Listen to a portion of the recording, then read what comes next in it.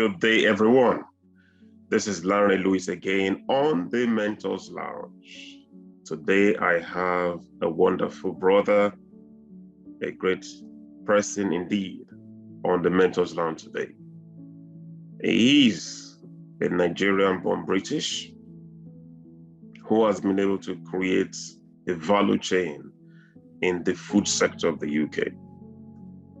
He is a specialist at grills, all those delicacies that you want to just spoil yourself with. And this is somebody that came from a very wonderful, humble background.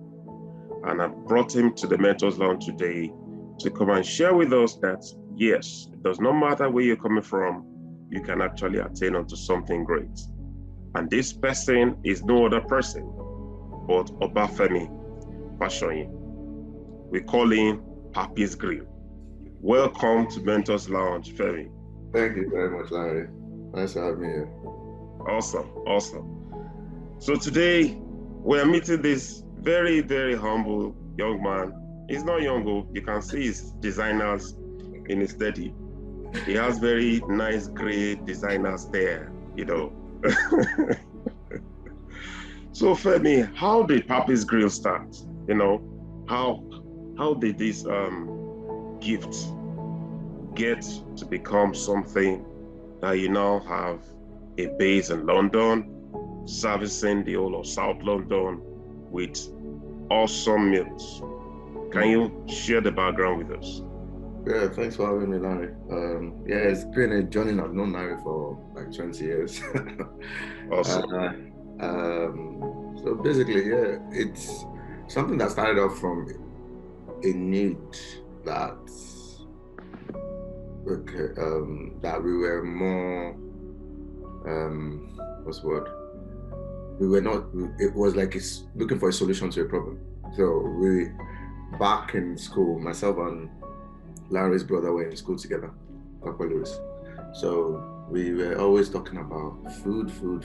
And Ado-Ekiti didn't really have so much food. There was food options, but we didn't have the kind of food we wanted. We wanted chicken and chips.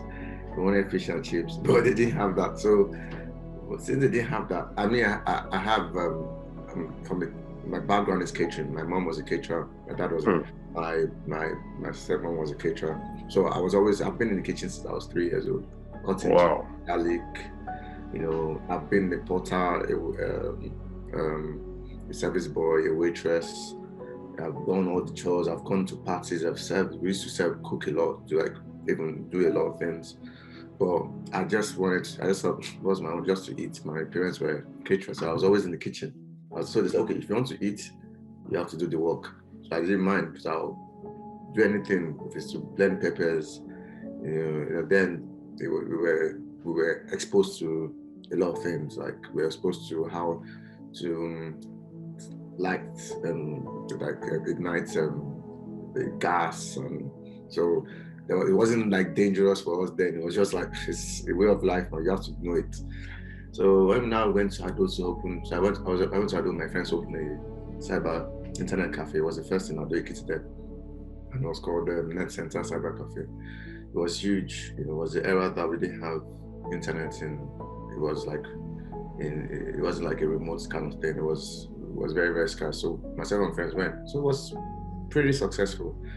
We were making good amount of money, but I wasn't fulfilled. I was always this is what I'll do for the rest of my life. Like, it is a fantastic thing, but the drive wasn't there. I did keep on doing the same thing. And it is something that and that's something that when I talk about food gives me that voice.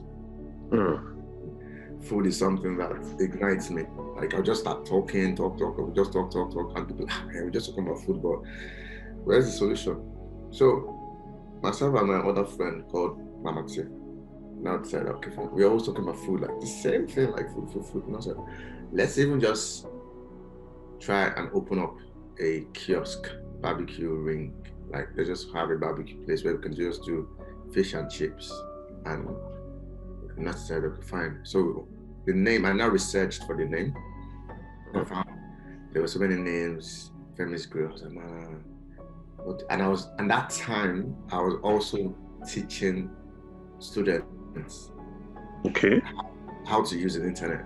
So I was using a lot of internet. So when I was doing like a lot of research, like doing McDonald's, and I was like, what name will I even give myself? Because I was like the solution expertise and the restaurant and the zonal restaurant in the cafe. I was the engineer because that was my field, IT. So I was an engineer. So I knew a lot about websites.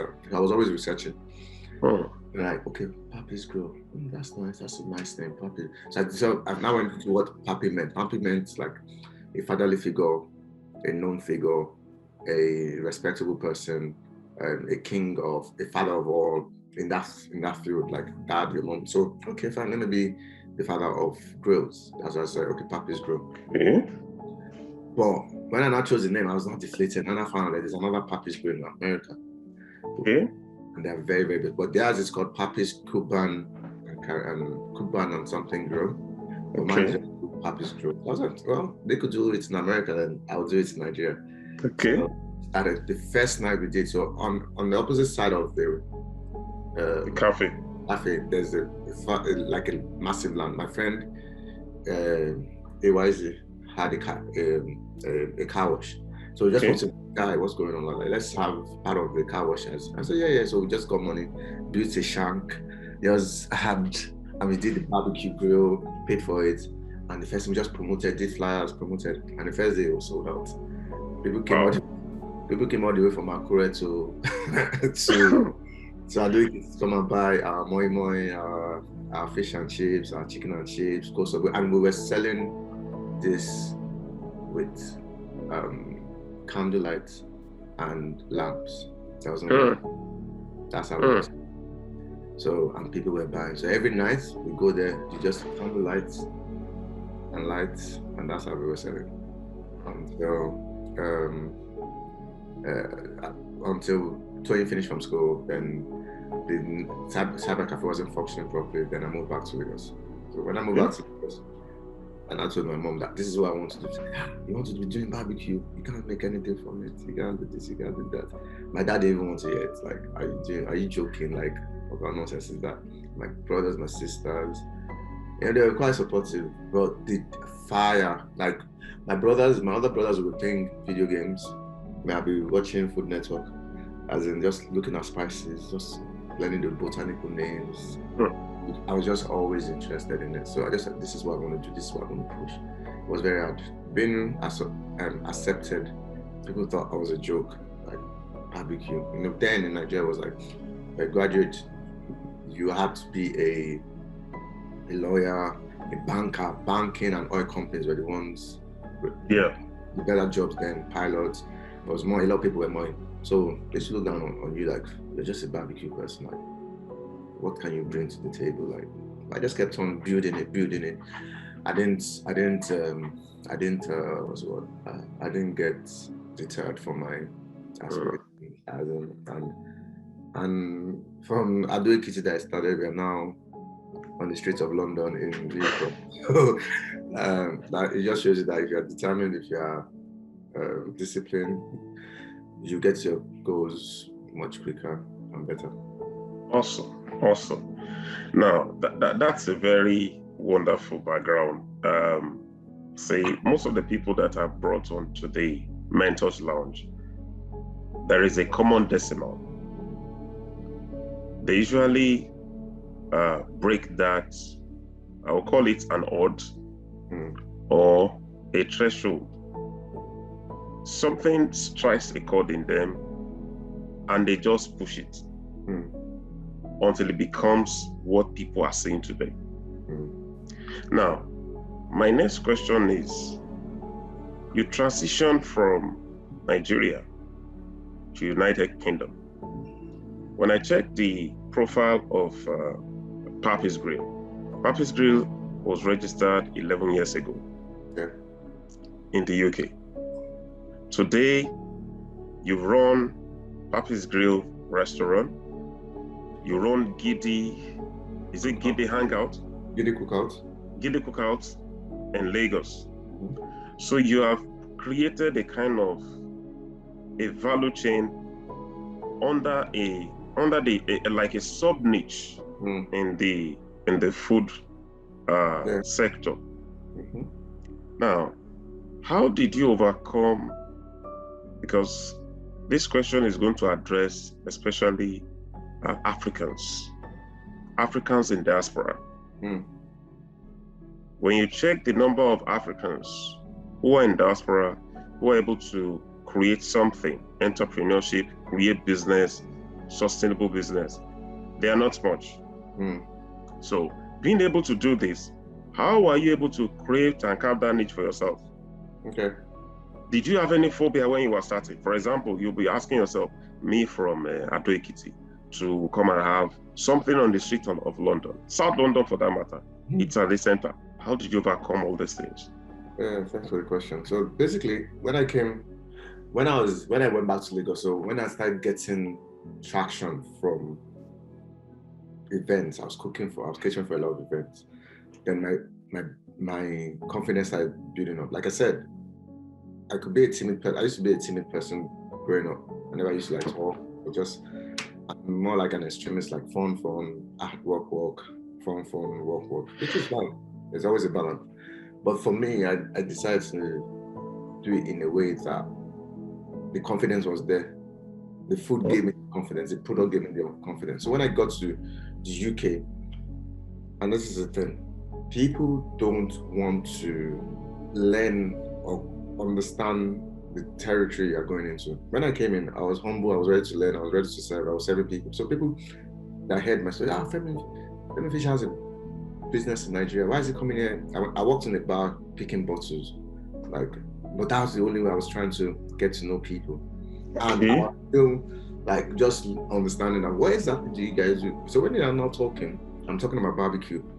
The same way in Lagos people are looking at what's there in barbecue was the same way they were looking at me like, what are you talking about? We're talking about how to make better money, job, care job, IT job. You are talking about barbecue. There's nothing. Fine. So I went to a lot of Southern African raves, because I go for raves a lot. Yeah. Raves. So, and I saw that they were buying meat from, it's called Gochi, yeah. They buy meat from the organizer of the party. Yes. There are over like 3,000 people in there. They buy meat, they have 10 grills. They buy meat from the guy, then they go and cook it themselves. Some of them now burn it because they don't know how to do it. I was like, they're buying meat. So that day I went with my friends. I just told them, don't worry, then when I was driving, I was having suya pepper in my car or something. I just told them, I will do something for them that they should. As I did it for the first person, brought out suya pepper, put the spices, put it for them. They liked it, they bought it, paid me £5. I did like 10 people's food, like barbecuing for them. That day. I went to party, but I saw the opportunity. And I made £50 from £5 because they didn't know how to grow. So if Southern Africans didn't know how to grow, which they do know how to grow because they were even going to grill it themselves because they already know how to grill. Because Southeast do a lot of braai, all these things, they do it a lot. So they know how to do it, but they were just lazy. But the Nigerian sector didn't even want to even try. Then the only thing they knew was suya. They didn't know what Asun was. So I now brought in Asun into the market. As soon as I did the Asun, when people started tasting it, alcohol cleanser. So that's how. So I was known for Asun, not known for suya. Suya was later. So it was the first Asun, but Asun was a product that broke the market because everybody around knew what suya was. So, but I had to educate people about what Asun was. And Asun generally is goat meat. Goat meat in the UK is tough. So I don't use goat meat, I use lamb. So I have to do research to use lamb. Wow. I convince people that you don't have to eat goats. So start making them eat lamb because that's the only option that they had. And the business in the UK, a lot of times for Africans or Europeans or Syrians, there's a woman from Syria, a doctor from Syria. She was a doctor in Syria, but when they had issues, when there was war in Syria, she had to flee to the UK. So she was maybe Birmingham or Manchester or something. And she now became a care worker because she had to study to upgrade to meet up to be a doctor. Yeah. It was very terrible for her and her family. But one day she went to the store looking for a Syrian kind of pastry. They didn't have it. They didn't have it. Then she started making it. She made it for her family. Then the community started making it. Even from the community that has friends with white, black, Indian, whatever it is, they started accepting. From there, she went. In 6 months, 8 months, she resigned her job. Now she's a multimillionaire by selling pastries. What people don't understand is that in the UK, the business for people in diaspora all over the world is a business of nostalgia. Then the closest thing to back home or what they can feel, they are in money. So, oh boy, once you can know that, it's not bad. I'm trying to say that don't just make it mediocre. Like don't make it like very substantial. Because there's some things you can never get. There are some things, but the closest, as close as it is, as standard, as safe as it is, if you can think of nostalgia feeling or nostalgic feelings, you'll be in business. Because that will come out. So when people go everywhere, I want suya, I want suya, I want suya, I want suya, I want suya. Suya is a name that, and they can never get the same way as it's in Lagos.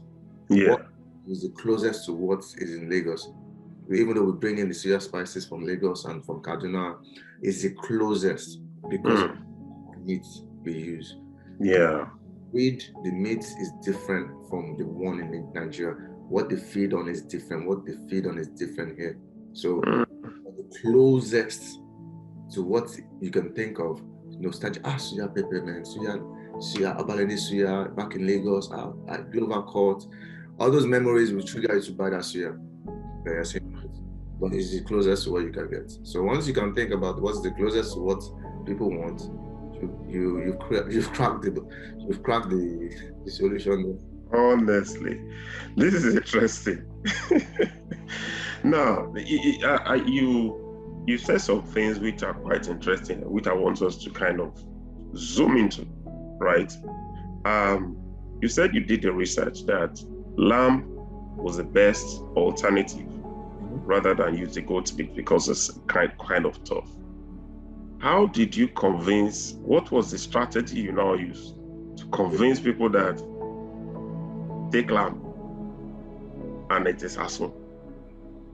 Because one of the things that people usually fear, especially when you're bringing something to the marketplace, is acceptability. Will this thing be accepted? And you've done so much. What was it that you did that made you to strike the chord with people that, yes, this thing will actually fly? Okay.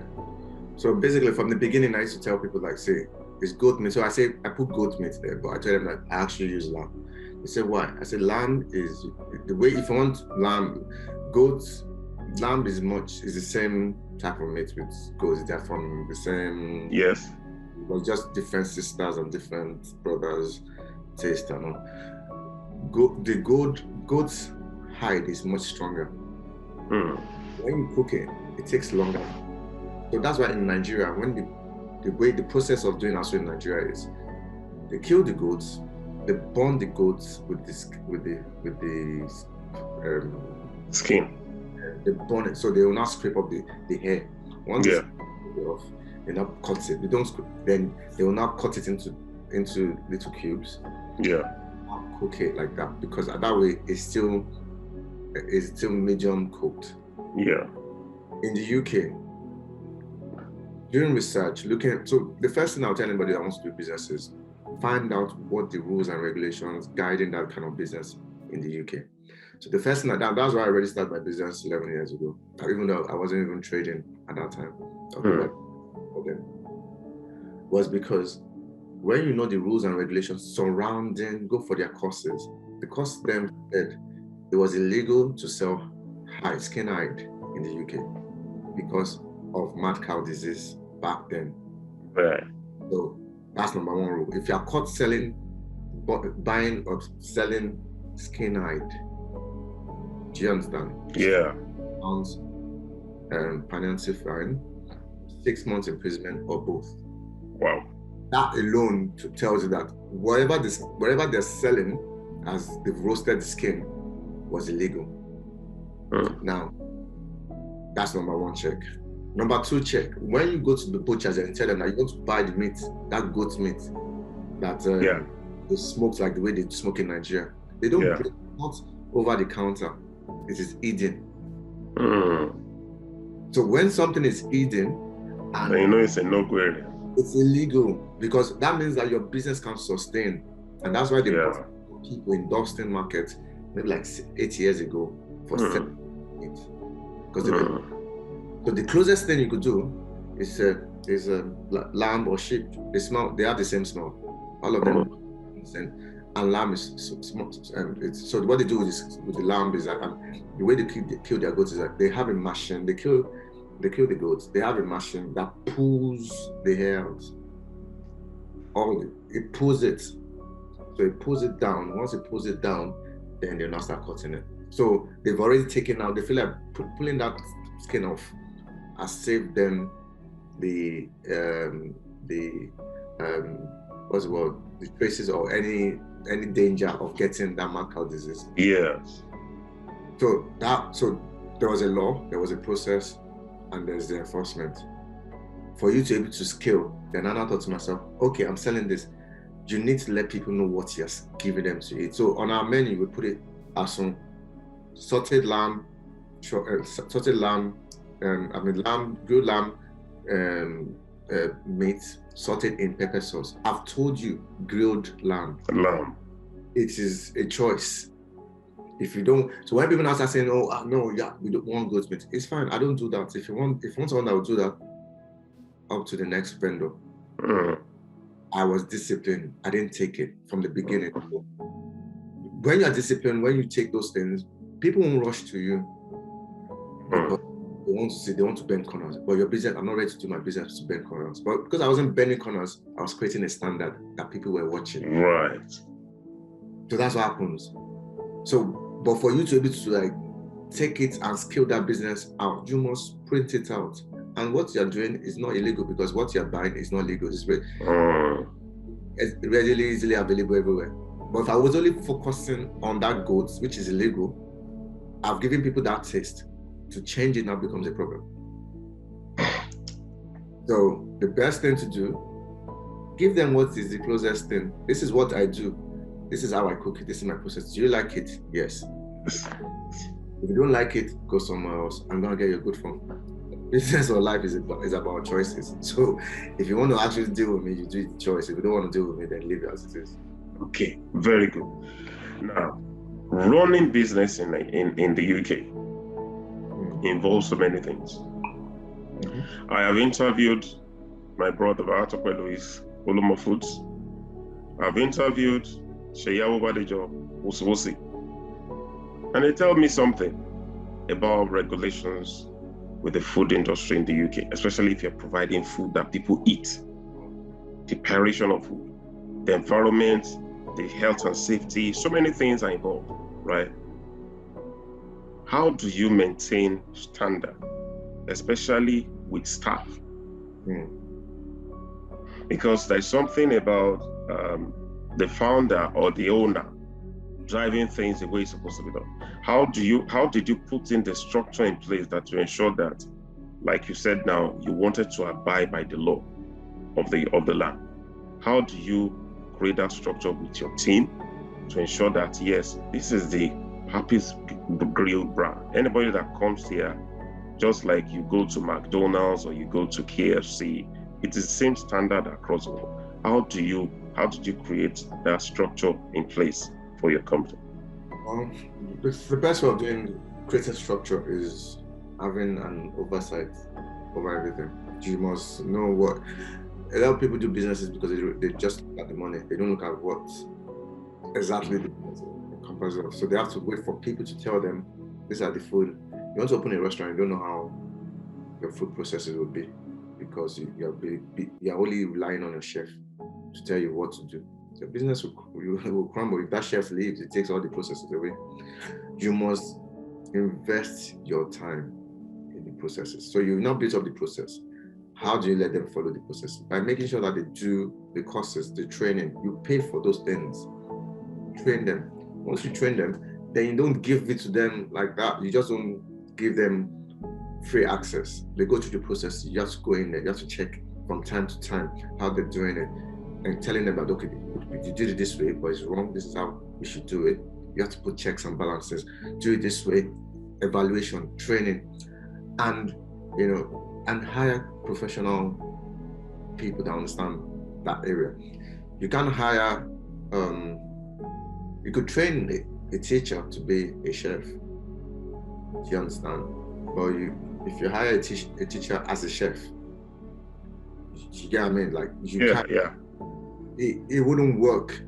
So because the teacher would have gone through the training to be the teacher, what he or she does, but a chef would have done the same thing. Because before you can handle food, you have to do the food health and safety course. You have to do food preparation, food safety, what temperature to cook.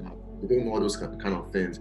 How to chill food, how to store food, what not to mix, color boarding, knifing. You have to know, okay, how to first in, first out, when you're stocking new things. All those things is repetition. But by the time you as the owner is telling people that they see you how you do it, you're implementing it. The best way of leading people is to show them. When you show them how you're doing things, this is how I do it, then they okay, fine, okay, you're doing it this way, but why don't we try it? Then where the change of processes could be like when they now start suggesting a better and efficient way of doing things. Or okay, this is how you're doing, but it might take a bit longer. We can save another 30 minutes doing it this way. It's the same process, but you're just evolving the business. By the time you're evolving the business, then they're like, okay, cool, I'll do it that way. Then they're more efficient because they have the time to get those food out. So by the time you tell them this is what I want, and they can produce that food within a certain time because of their own type of layout, then it's fine. You need to give people the benefit of showing what they could do, but under the belt of guidance, like you have to oversee everything. Just don't feel, oh, just because this guy is the mix, he's going to be the mixologist and this is what I'll just let him do anything. No, that practices. The waitresses must be trained on when you go to the customers, how are you doing? Welcome to Papis Grill. This is our menu. Okay, fine. Before you take that, is anybody allergic to any? Do you have any allergies? If you have any, every customer, do you have any allergies? Okay, fine. It sounds ridiculous. It might be long, but they're good questions. I want water. What type of water do you want? Tap or still? Tap or bottled water? Yes, I want bottled water. Ice or no ice? I want ice in it. Do you want lime or lemon in it? I don't want lime or lemon. Do you get sparkling or still? Because those questions saves you any hazard that can come to that person. Get those kind of questions out is from training. If you serve someone that says on a common mistake, a lot of people just come, they just don't want to. Africans they don't want to read menus. Oh, do you have emu in this place? We don't sell emu. We don't sell palm wine. The menu is right in front of you, and just check that. Fine. They now check it.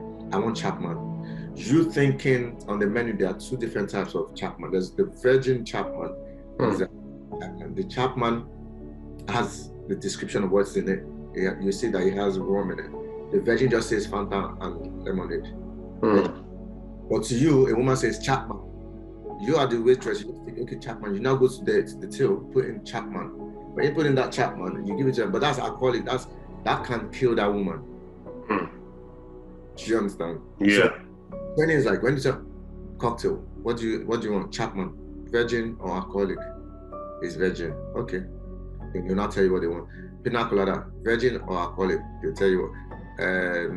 Daiquiri, virgin, because it's already written, but they just say daiquiri. Because the composition of daiquiri, the composition of Panadol is different from as in that shows Panadol is different from Panadol Plus, Panadol Extra. Yeah. The composition. So, but if you just say I want Panadol, there's some people that they might not do caffeine. I mean, they don't do, they don't do, so they don't take aspirin. So there are different composition, but you need to it's a long, stressful process for Africans, but you need to keep educating them.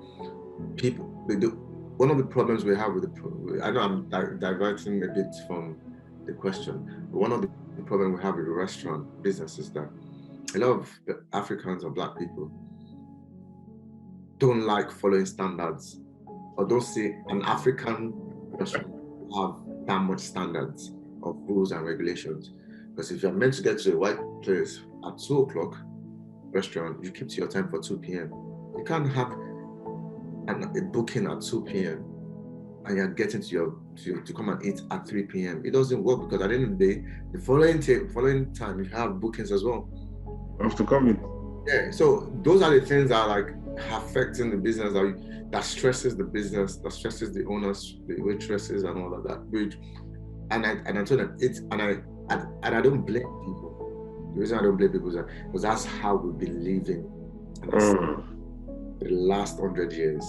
Do you think it's just going to be easy to just change like that? We need to educate, and the only way to do it is by putting our rules and regulations in our own place. Being calm, even though sometimes it gets so much, like we are human beings as well, we have emotions. Try to re-educate people on timing, or how we can take this business as an African business and scale it to the world. Okay. Now, to some specifics now. In this journey of creating the Papis Grill's brand, have you had a setback, taking a decision that backfired, made an investment, or done something that you are like, why did I do that? And it affected the business? Have you ever had a situation like that before? Okay. I think the first thing So if you had it before, how did you bounce back? Well, so the only thing I think I've done as the major thing, there are 2 major things I did.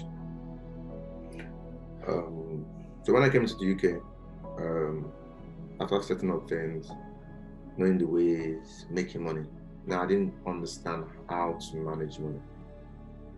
So because I didn't understand how to manage money, I knew that the product, I will always get the job the next day. So I'll just go out tonight, waste money. Not waste money, but just enjoy myself, trade, go on holidays, buy things, lounge, do everything you want to do.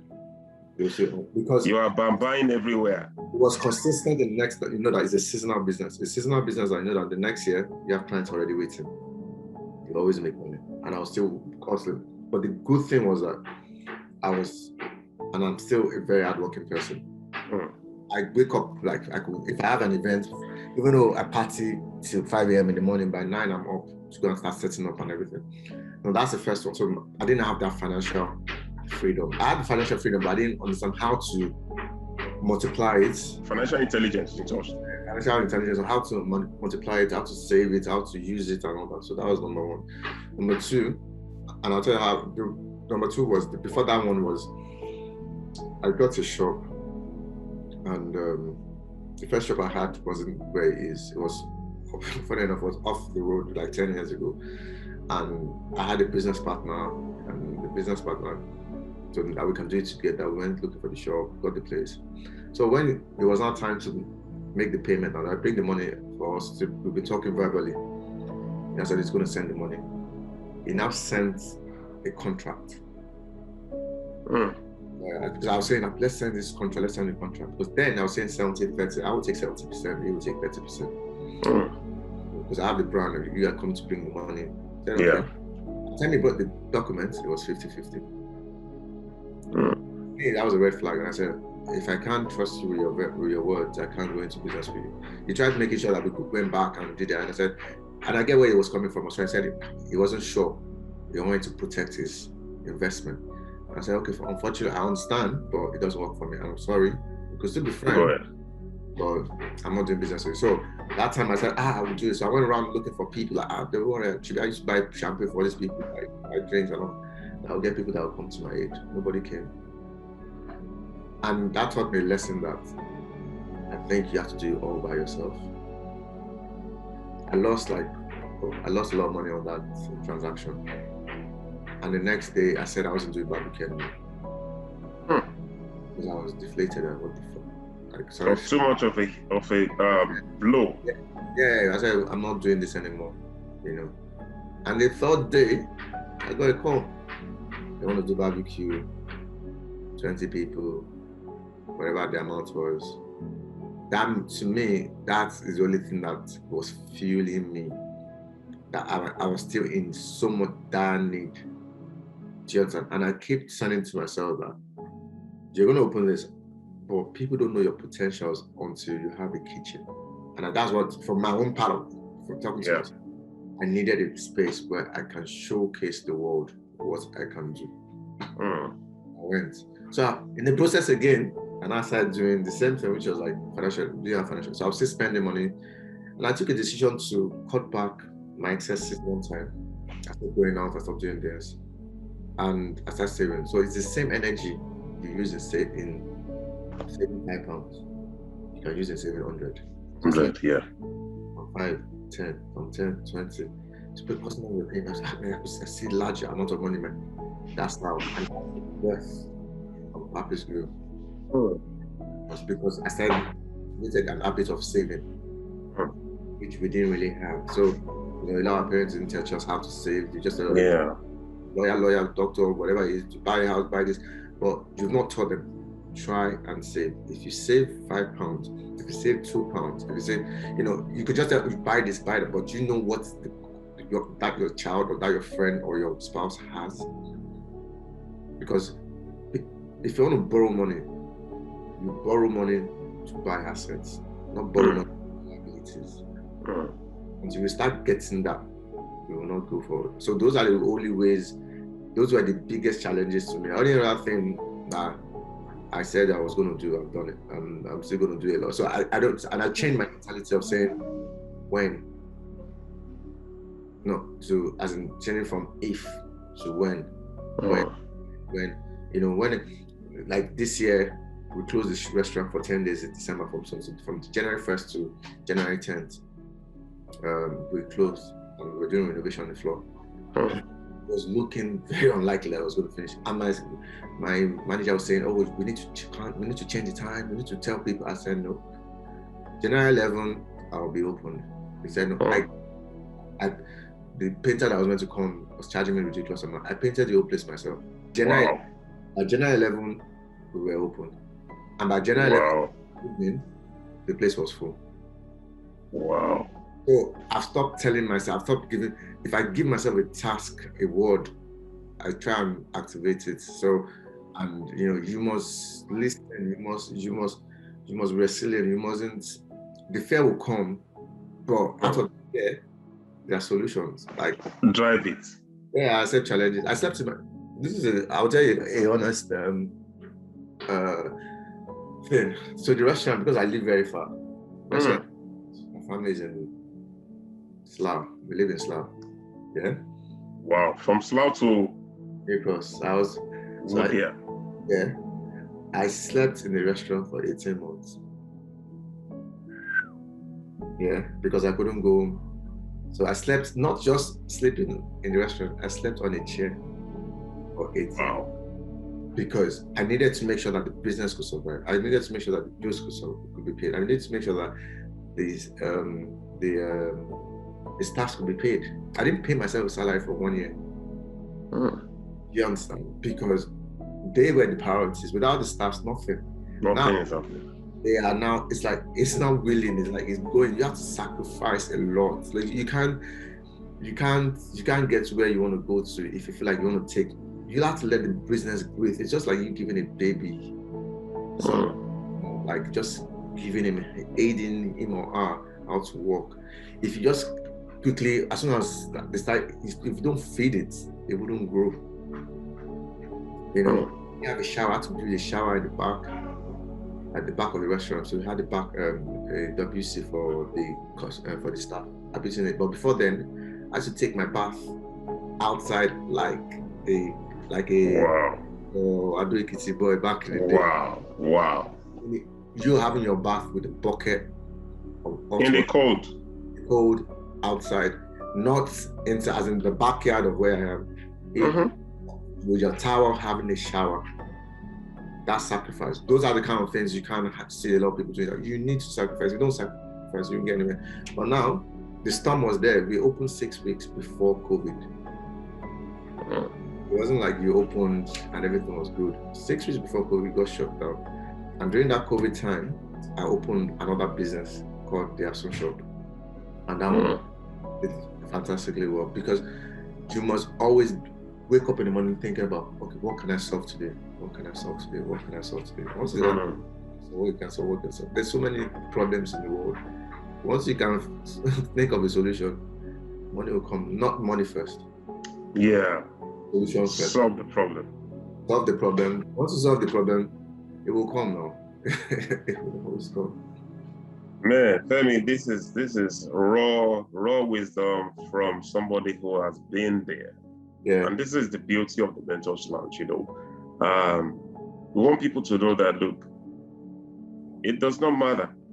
You can carve a niche for yourself, learning from mentors, learning from people who are able to stand out despite all the challenges, all the odds that they have faced. Now, what advice will you give an African in diaspora? How can they overcome the phobia of, do I have a voice in this place? You know, one thing I've observed about Africans in diaspora is that they kind of feel inferior, like you cannot do something, forgetting that everyone, Asian, African, American, European, you are all created the same way to do something, like you said, solve a problem in the world. So what advice will you give to that African watching you today, who is in diaspora and is wondering, how will I carve a niche for myself also? Who's already in diaspora, or you just come into diaspora? Okay, both of them, both categories. There are two things there. The first one is that the one that coming into diaspora has to know, especially this season, that there is a kind of migration. There are two ways, because it's a thinking. When you come from anywhere in the world, like most people say Africa, and you come to the UK, whosoever accepts you from the beginning is going to lead, follow. Is more like your leader, because he's going to start showing, this is what we do, this is how we take the bus, this is the job. If the person starts telling that this is the job you can do, which is a carer, you always end up doing care work. If the person tells you into education, you end up going into that work, into that field, until you get yourself, because you feel like that's your leader, that's your lead. That's number one. As the gatekeeper. As a gatekeeper, that's a part. That person will help you show you what to do. So your mental state, always your thinking faculty will always shape towards that person's life or the way he thinks. Now that's for someone. So if you don't, you cannot start building up that way, understand the process. But if you're passionate about what you want to do, then you jump from there to go for what you're doing. That's the first. Second one is already people that are already in the system. They're already in the system, already know the ways. They're not bent on those ways. They are not ready to change those ways. If you are not ready to change, if you're not ready to give it all, you will not make anything. Your voice will not be heard. It won't be heard in Africa. It won't be heard. Jokes apart, what you need to do, the first rule is go to the source. The source is the law. Once you understand the law of the land, of that guiding that business you want to do, you understand, do your registration, register your business, open a business bank account, let all your businesses, all your money, pay taxes. Do you understand? Let all your come through that business account, because once that money is coming through that business account, they can see you, they can see you're saying 20 pounds, 30 pounds. If they now say, okay, fine, you've done, let's say 20,000 pounds in like 8 months. In turnover, then, oh wow, fine, fantastic. Okay, you're not going to meet your relationship manager, or a facility of like, let's say like 50,000 pounds. I've saved 5,000 pounds, 50,000 pounds. Okay, you want to borrow that. Okay, let's look at what do you want to use the money for. I want to get a shop. I want to expand the business. I want to do e-commerce. I want to do marketing. Okay, fine. We can't borrow you 50,000 because of your history, but we can manage to give you 15. You have 5. You join. You take it. You work on what you have. In 8 months down the line, they see that the business has done another like 60 to 80,000 pounds. They will borrow you more money. You have to be sane. You are not sane. Don't do business and let the money, even though you're doing the business come to your personal account, which is fine, but let the business be sane. Let the account be sane. Let it be obvious that you're doing the business. You'll rise faster. One of the mistakes I did then was that I was not putting my money through the business. I had a business account. I was putting right. And a lot of them not. So I wasn't sane. So when I was going to the bank, you're telling me you're doing this X amount of money, but we can't see it in your account. Right. So because you can't see it in the account, they were not quick enough to come to my aid. Right. Papis Grill, I've had 3 branches. If I started that way. That's number 1. Pay your taxes, be seen, be relevant, follow the law. Do things accordingly to the law of the land. If you follow the law of the land, nobody's going to stress you. You're going to be doing things, practice, don't cut corners, be standard, give quality service, involve technology in your business. You understand? If you don't involve technology in your business will be backwards. Do you get coming from? Social rules, there's so many things that put as much emphasis into it. Marketing, understand psychology, how people, who are your target markets. Your business is not for everyone. Number 1, your business can never be for everyone. Right. There's some people that won't like your business. Create a niche, your strength. Don't say because you do. A lot of people that do businesses, and I'm not trying to go into, I'll use another example so that you don't feel like I'm talking about my own business or not. You can't be selling, you can't be fixing, you're a specialist in fixing Ford. You want to take on Lamborghini, you will fail. Concentrate on that. Focus on the Ford. Focus on that Ford. Don't mix it together. Focus on it. Let it be repetitive. Look at how to fix 1,000 Fords in a month. Now fixing 1 Ford today, 2 Lamborghinis tomorrow, 3 Mercedes tomorrow, and they will not know what you are good at. Nobody knows you. You're just a jack of all trades. Nobody knows you are. And your business is like, for example, Asun shop was created that's my online platform, e-commerce. Yes. I was already thinking about how to get, because the problem was people wanted the food in Manchester. Yeah. But they didn't want to pay for the big service, or wanted to wait till there's a party before they can eat from Papis Grill. So you have to create a solution of retail packs to be able to send to them, which is next day, which is already cooked, put it in the microwave, and that's where the technology comes in. The technology was there to be able to show them how to vacuum pack the food, keep it until it gets to the customer. To Manchester. And once it gets to Manchester, the next day, which is through logistics, for the next day, business is about convenience. That same Papis Grill also. Business is about convenience. Also. Before they can eat it in their Femi Fash 2022. We are going to quote that. Business is about convenience. Femi Fash 2022.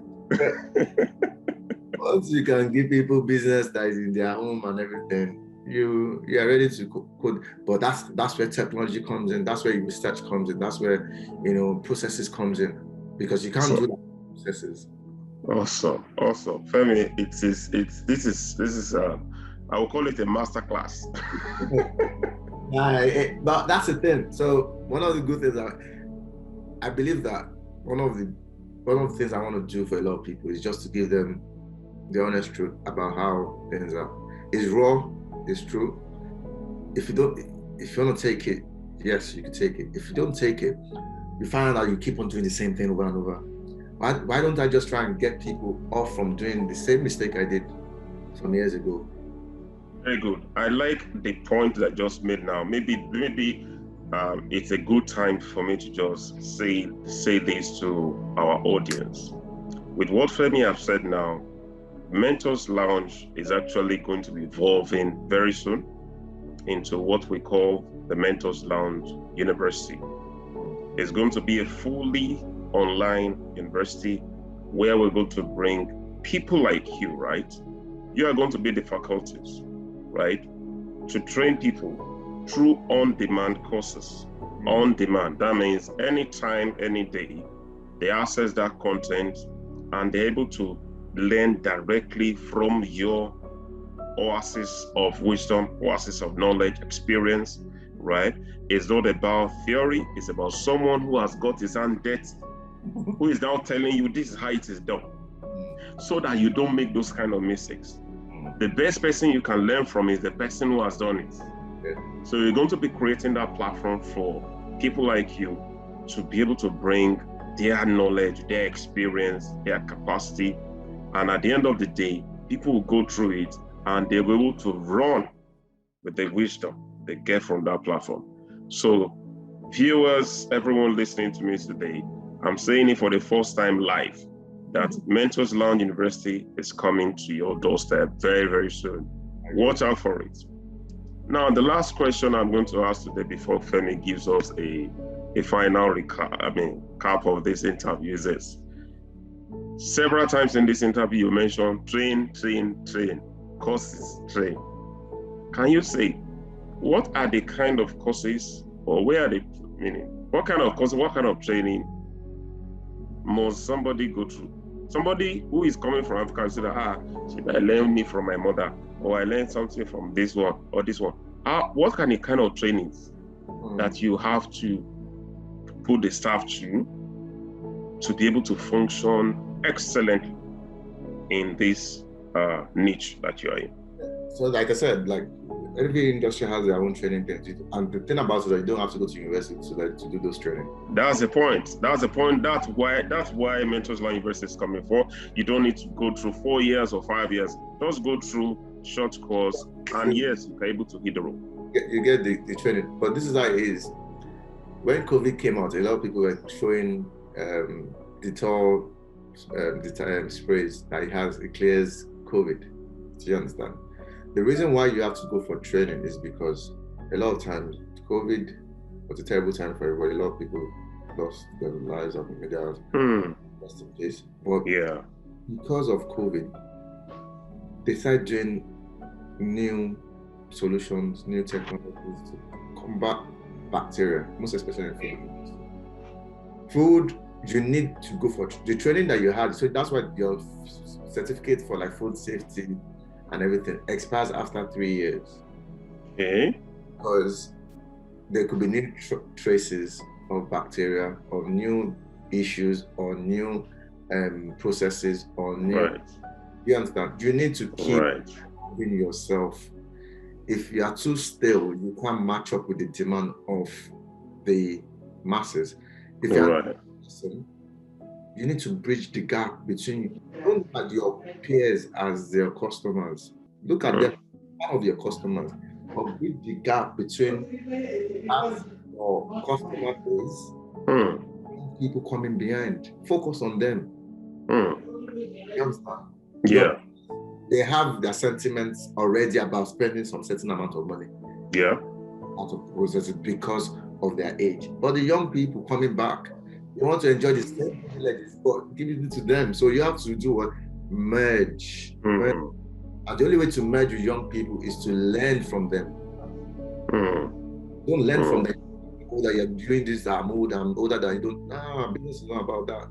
You have to think like them. You have to act like them. If you act like them, you get. If you can't even act like them, get someone that big together and extract information. Business is about data.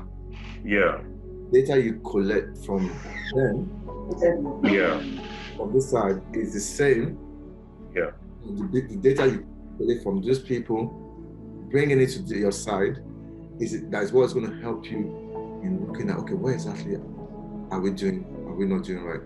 Always what sells, what doesn't sell.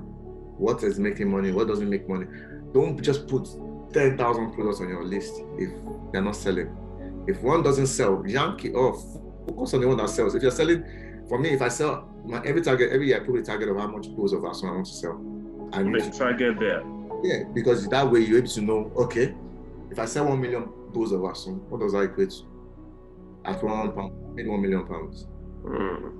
You understand where I'm coming from? You set there's no point you having so much specialized, be creative on that thing, one product, master it, and they wake you up, you master it. Master it. Everybody if your name is being mentioned, first five, Femi Fashoyin, Larry Lewis, whatever it is, on everybody's tongue when it goes to that industry. That's when you made a mark. Thank you so much, Femi. You've heard it from Mr. Fish himself. We call him Femi Fish. The founder and the CEO of Papis Grill Group. Papis Grill restaurant and bar in London. What's the second one? Gidi Cookout in Lagos. What was the third one that you mentioned just now? The Asun shop. Yes, the Asun shop. That is leveraging on e-commerce to deliver straight hot Asun to people around the UK. We still have the outdoor Papis Grill outdoors. That's what. Yeah, when people hire you. And one thing I also know about Femi is that Femi also goes as far as Dubai to go and do cookout for people, right? Is a VIP chef. So I mean, so you're learning so much from this interview today. I must really thank you, Femi, for your time. I chased Femi severally before I brought him to the interview today. And that's you know, it's not easy to bring the CEO to a platform like this. That's right. So once again, I want to thank you, Femi, for creating time for us on the Mentors Lounge to share this well of wisdom with the people. So, till I come again, friends, this is Larry Lewis signing out on the Mentors Lounge.